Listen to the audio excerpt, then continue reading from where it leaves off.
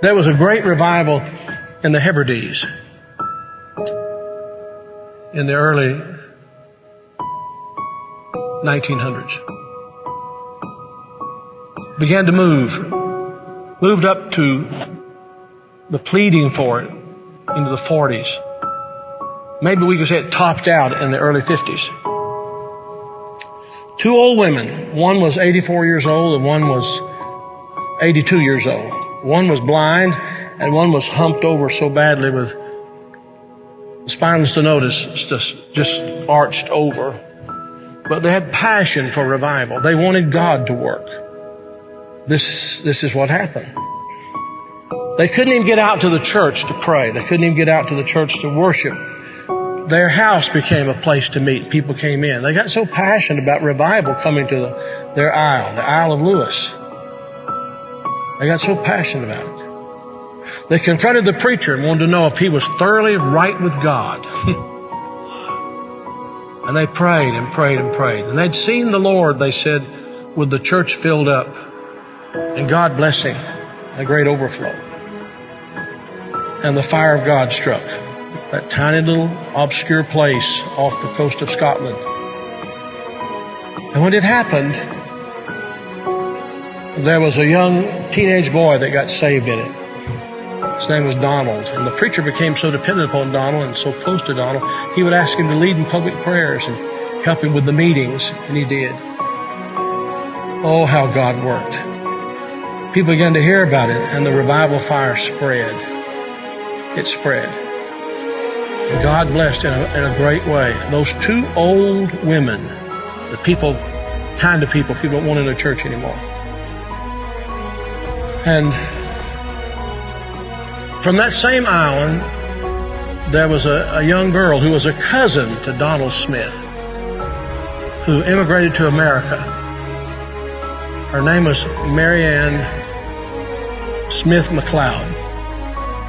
She came to America in 1936.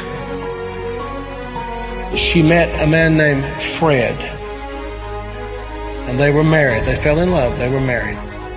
God blessed in a great way. And those old women were her aunts. And they came out of that fiery revival. They really experienced revival.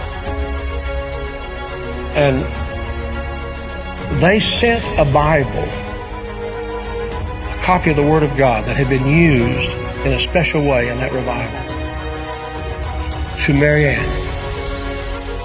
She started having children. I think it was 1937 she had her first child. They named him after his father, Fred. Then she had her second child, named after herself, Marianne. Then she had her third child, Elizabeth. Then she had her fourth child. And she was so impacted by this teenage boy God had used in that revival of the Hebrides. She named him Donald. And she gave him that Bible, the Hebrides Revival Bible. He was born in 1946. He's now the 45th President of the United States. And that Revival Bible is in the Oval Office. I'm saying to you, I don't know how, why, I don't know how it all comes together. But I believe God is putting some things together to give us just a window. If he could find some open people who know what the window's for.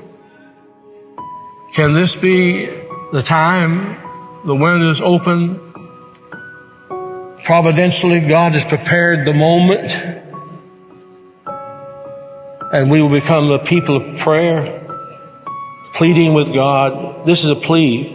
Will thou not revive us again? Will you be a part of that? Will you?